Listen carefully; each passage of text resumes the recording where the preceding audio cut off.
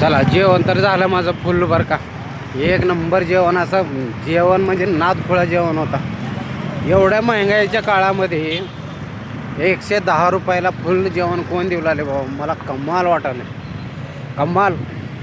एक थाळी घेतलो, भरपूर जेवा, त्याचं कितीही रोट्या खावा, कितीही भात खावा, काय अडचण नाही. खाल्लो दाबून आता निघालो.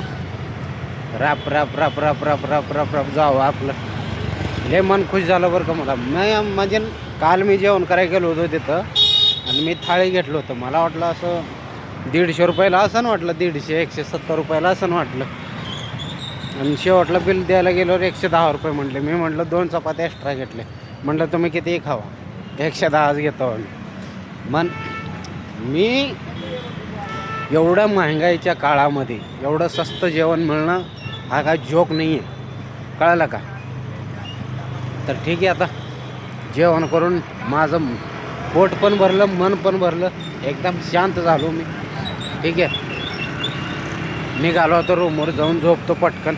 सकाळी माझं झोपच उघडत नाही बरं का लवकर. काय सांगा तुम्हाला, सकाळी लवकर उठलं का, लवकर जेवढं लवकर उठतो आपण तेवढं लवकर चांगला धंदा होतो. पण उशीर झाला की झालं, मग गेलं कामातून म्हणायचं. लय बी लवकर म्हणजे 6च्या आधी लागायचं कामाला. आता CNG आज भरून ठेवाय नाही. आता उद्या लवकर उठावं लागेल मला. 5 वाजता उठून CNG भरावं लागेल.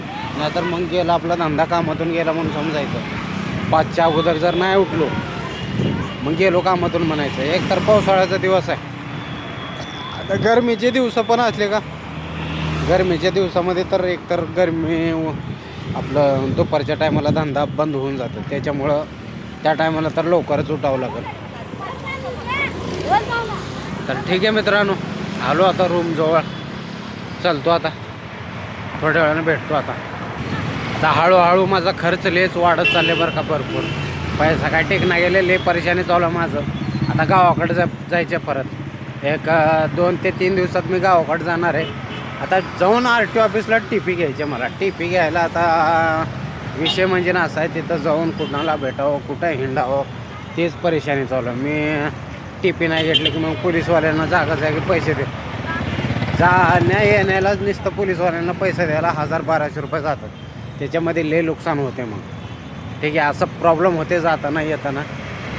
ठीक आहे, आता मला अजून एक वस्तू घ्यायची आहे, ती घेतो आणि नेट सुटतो घरी. आता इकडं तिकडं थांबत नाही. आता जेवण तर आपलं भरपूर झालेलं आहे, पोट भरून. मन खुश झालं बरं का, एकदम असं मन खुश म्हणजे खुश झालं असं जेवण करून. लय खतरनाक, लय भारी माणसं. अरा एवढं थंड गार वातावरण आहे ना. ह्या वातावरणामध्ये मी घेतलो स्प्राईट. आता हे स्प्राईट कशासाठी घेतलो मला कळेल. मी म्हणलं काय तर घेतलो स्प्राईट. ठीक आहे, गरमीचे दिवस असले की वाटते जरा थंड प्यावं, पण आज थंडगारमध्ये थंड काय घेतलो मग हेच कळलं. आता काय तर म्हणलं स्प्राईट द्या म्हणलं की स्प्राईट घेतलो. झालं, आता पेत निघालो. थंडगारमध्ये सर्दी होणे म्हणजे बरं आहे. ठीक आहे,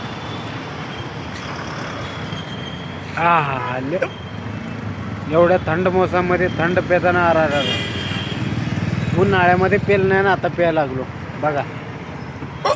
काय ना काय पिवावं लागते, काय ना काय खावं लागते. उपाशी मारून त्याच्या बायला नेऊन माणसाची जिंदगी भेटली आपल्याला उपाशी मारायला. ह्याला त्याला कमवायचा दिवस 15-15 घंटे काम करून कमवायचं ना आपण उपाशी राहायचं. हे काय पसंत नाही आपल्याला. हळूहळू आपला विचार बदलत चाललाय आता बरं का. खाण्यापिण्याला आहे काय करायचं नाही. ठीक आहे, पलीकडे रोड क्रॉस करतो मी आता. बघितलो का गलीमध्ये कसा अंधार आहे, सुनसान झाले. आता 11 वाजले ना. आयलो उचच घेतलो बरं का स्प्राईट. एक तर वातावरण थंड आणि त्याच्यामध्ये थंड स्प्राईट घेतलो. जरा दिमागच कमी चालायला लागले माझं. चालतो आता रूमच्या जवळ आलो, जाऊन झोपतो. असा राईट जरा साफसफाई पण करायच्या रूममध्ये. साफसफाई केलो का थोडं, मग लगेच आपलं झोपून जायचं. तर ठीक आहे मित्रांनो, टाटा बाय बाय. मी आलो आता रूमपाशी. बकेट ठेवाल तो ऑटोमध्येच. म्हटलं काल पाण्याचं बॉटल गायब झाली होऊ नये म्हणून आपलं वस्तू आपण लपवून ठेवावं म्हटलं.